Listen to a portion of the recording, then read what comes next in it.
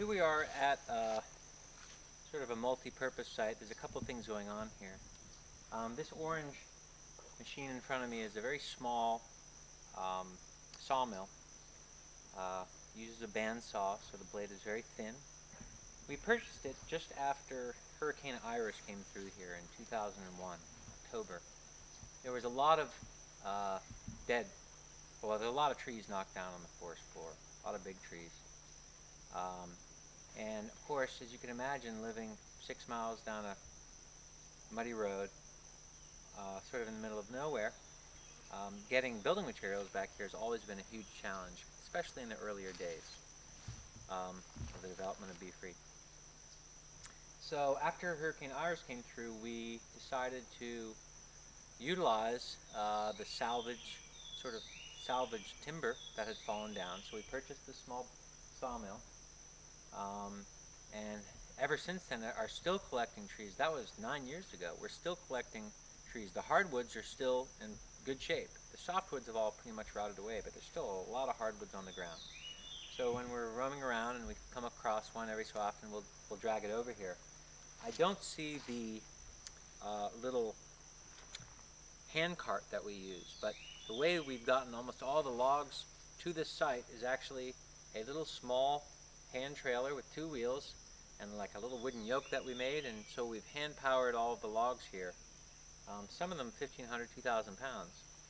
It takes a lot of work, but it's another way of us trying to live in a low impact way, because running a tractor through the forest causes a lot of associated damage, compacts the soil, so we try to tread a little bit lightly in our logging operations.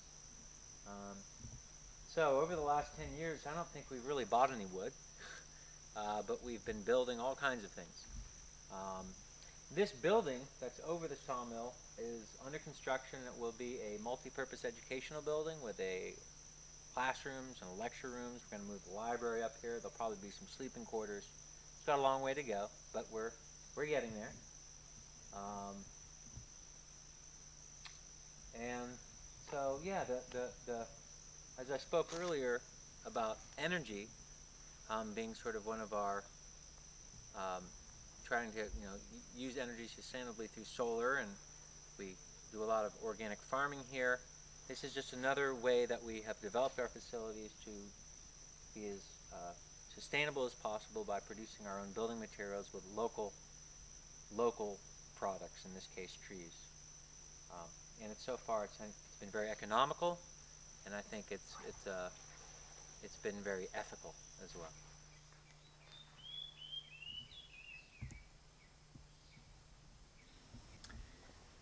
Here we are standing in the BFREE kitchen and dining room.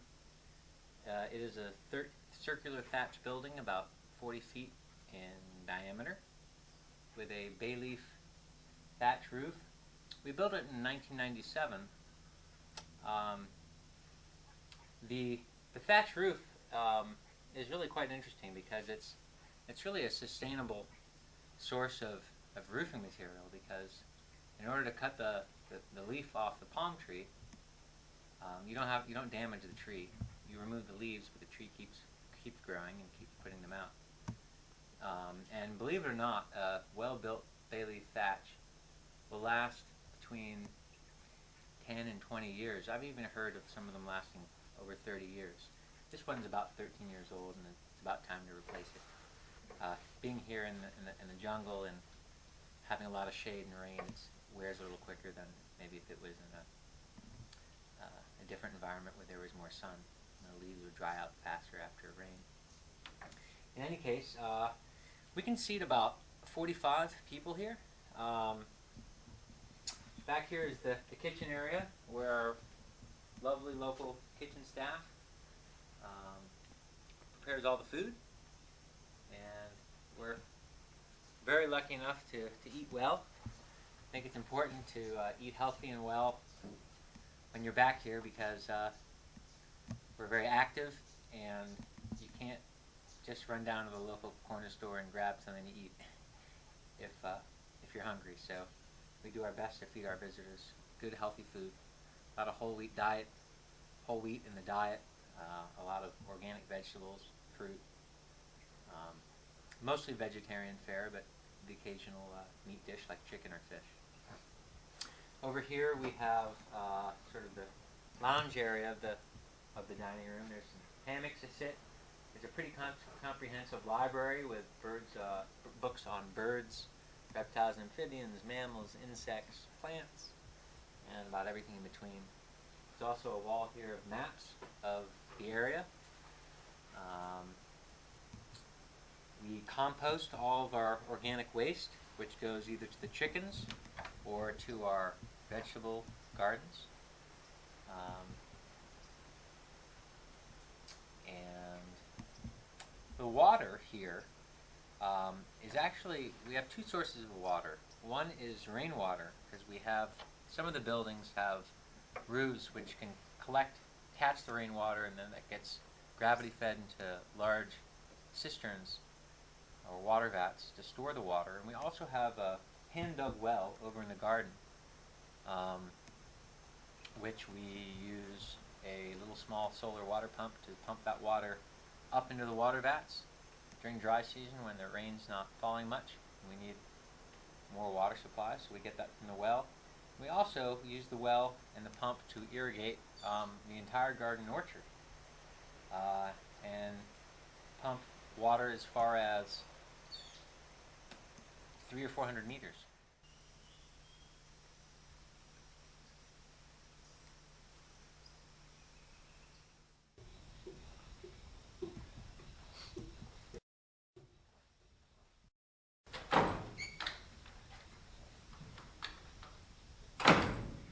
We're standing here in one of my favorite buildings here at BFREE, which is the residence of our botanist, a gentleman named Stephen Brewer, who is kind enough to fund this building.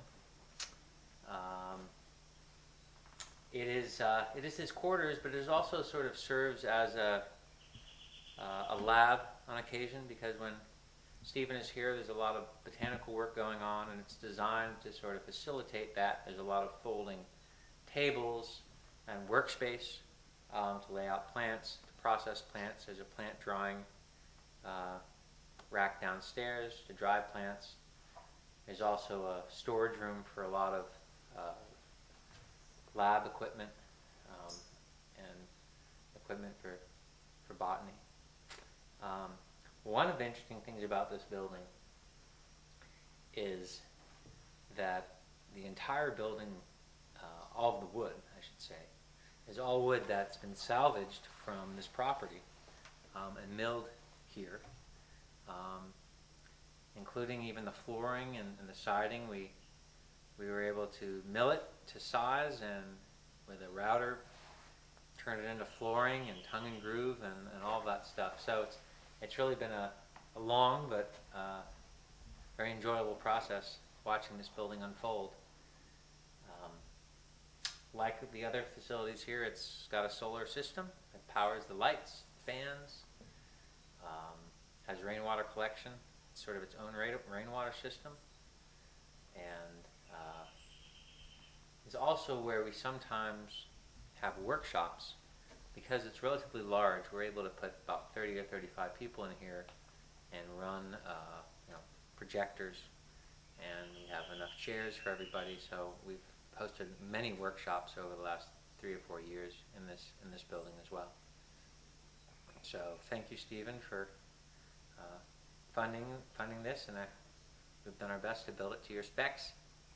And if you ever come to BFREE, I'm sure you can come and enjoy this beautiful view. You can sit here on the stand or sit here on the porch, and oftentimes look right out the window here at howler monkeys and the fig tree next door, or watch the birds fly by. So it's a lovely place to work.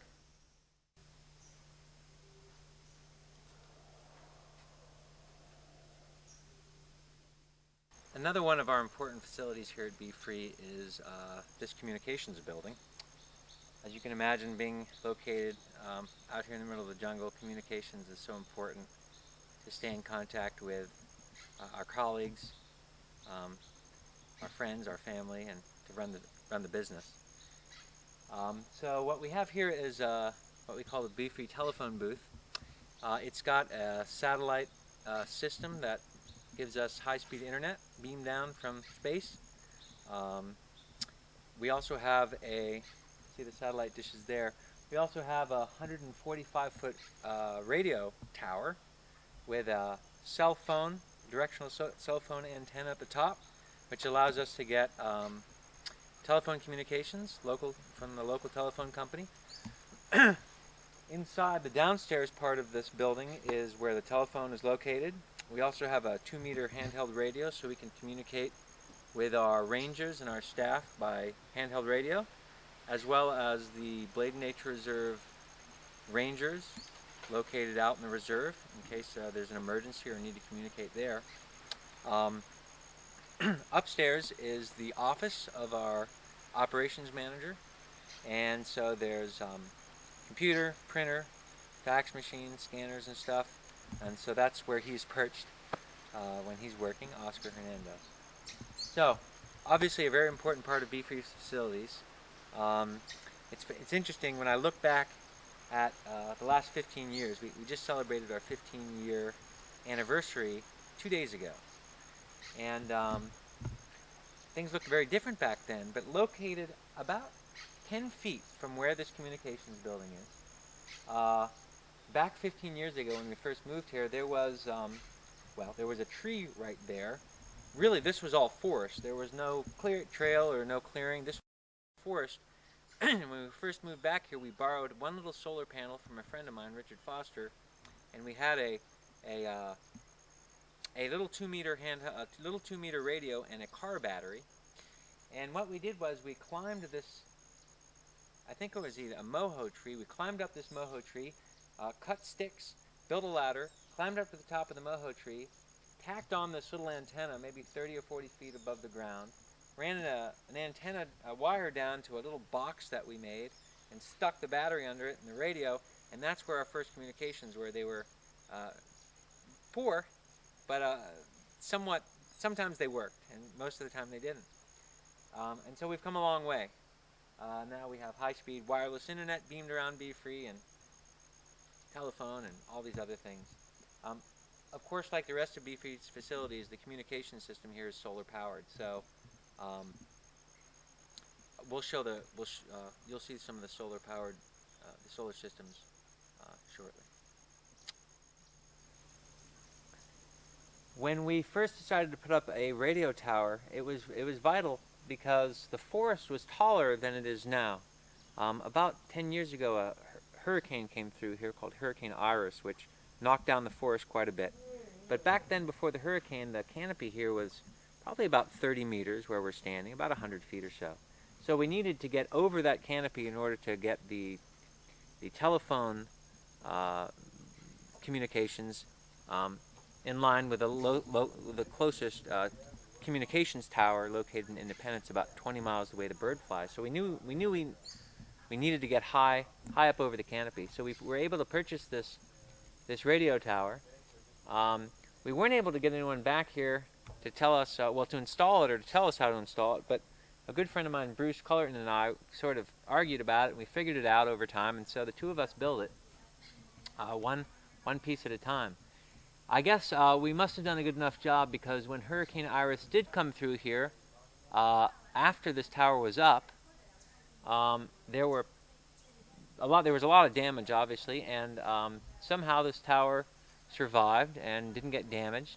Although I have to admit there were piles of tree limbs and branches located at the base of where each of these guy wires eventually ties to the ground.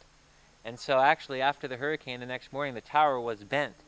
But when we were able to chainsaw off all the woody material and debris off the guy wires, the tower stood straight back up, and it's been straight ever since.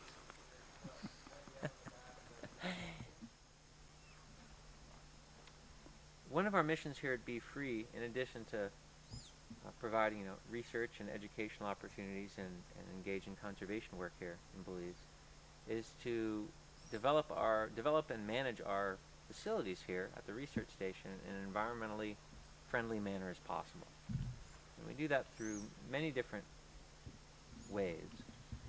Certainly energy is one of them.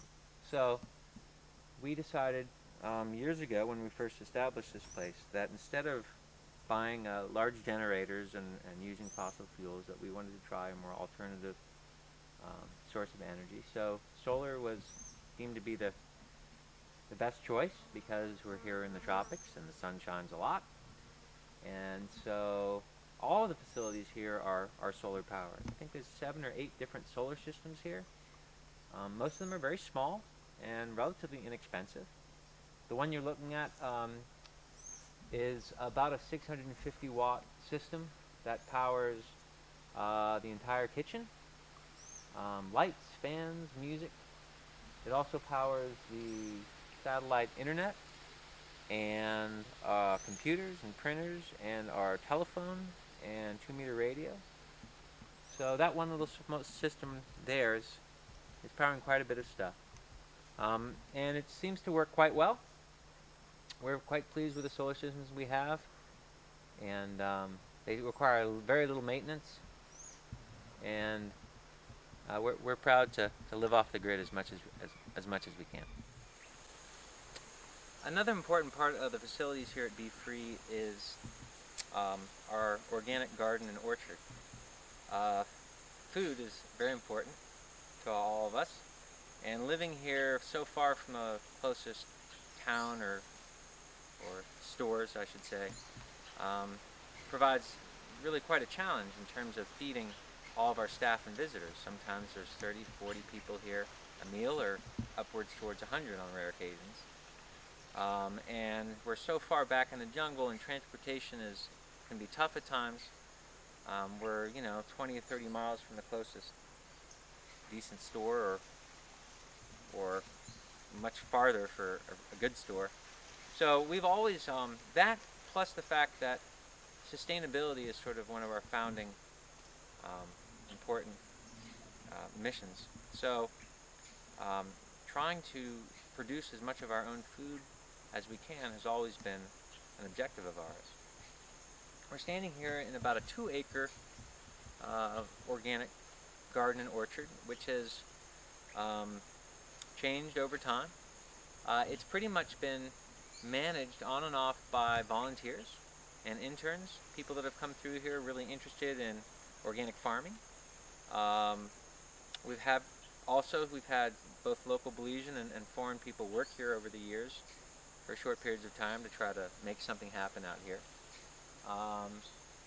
It's not like our primary mission, the garden and orchard, but it's something that we always try to put some input into to get put in some love, and you get out some good food. So behind me, just as an example, I mean, here's some cassava growing here, which is an excellent source. It's an excellent ground food. Grows very well. In fact, if you want to plant cassava, you can break off a piece like this, stick this in the ground, and you've just planted cassava. It's probably one of the most common staple foods grown all over the world. It grows in almost any soil type, particularly in poor countries. It's sort of like a potato if you're not used to what cassava looks like, though you can find it in most grocery stores. You can see a few papayas growing behind me. Here's some cocoa yam, another ground food, a lot like a potato. It's just another starchy ground food. Actually, the leaves, as well as the tuber, the leaves you can boil and eat. They're delicious. Bananas, mango tree behind me. There's about 50 varieties of fruit trees out here in this garden and orchard. Everything from mangoes and star fruit and limes to breadfruit, avocados, sour sap. The list goes on, and cashews. So there's always something out here giving us food. And periodically, when we have volunteers around or the energy, we also grow sort of more of the showy vegetables you might be accustomed to eating at home, like tomatoes and sweet pepper and broccoli. We've grown all of that quite successfully.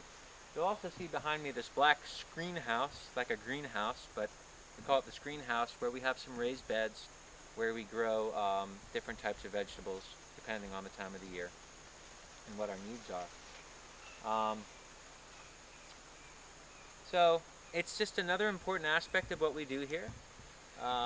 One important lesson I think we've all learned is whenever you plant food to grow, plant about 5 times more than you want or need, because the animals will eat most of it. In fact, coming out here in the garden and orchard, day or night, is a terrific place to find wildlife because the animals come in and have a feast on a regular basis. So that's actually pretty neat as well. Um, so if you ever come and visit us here at BFREE, you can count on drinking fresh lime juice and orange juice and grapefruit juice, soursop juice, cashew juice from our garden, and probably others that I've forgotten, and feast on our pineapples and mangoes and plantains and other things as well. It's particularly important for different researchers to have access to data that helps them assess and determine more about the animals or plants or environments that they're studying. So we have this weather station, which is a little small solar-powered station that collects data on rainfall, temperature, humidity, barometric pressure, wind speed, and beams it wirelessly, digitally over to a computer where we store all of our weather data. So this is just another part of our facilities that's important to provide the types of facilities that scientists need to come and work in.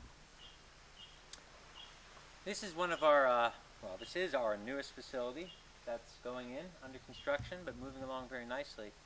This is our new lab, which we started just a couple of months ago. This lab is funded by Lincoln Memorial University in Tennessee,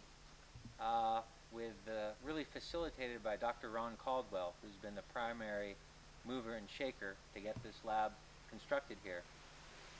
It's 20 by 20 feet, so it's about 400 square foot of space.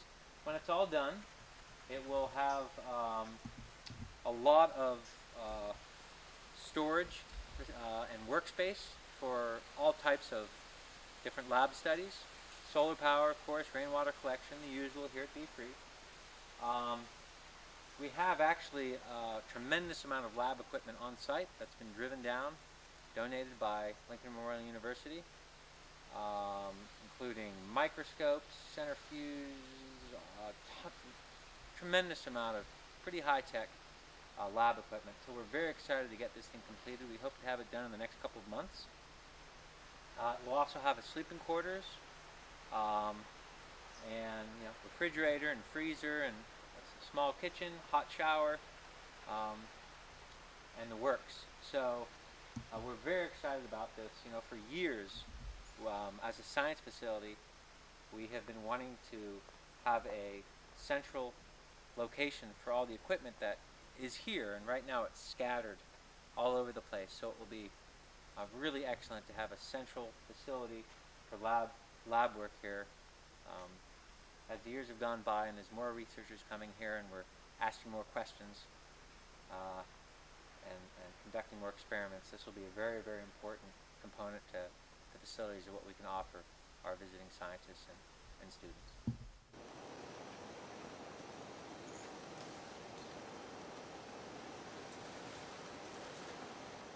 Another very important part of our facilities here at BFREE is, of course, the ability to house our students.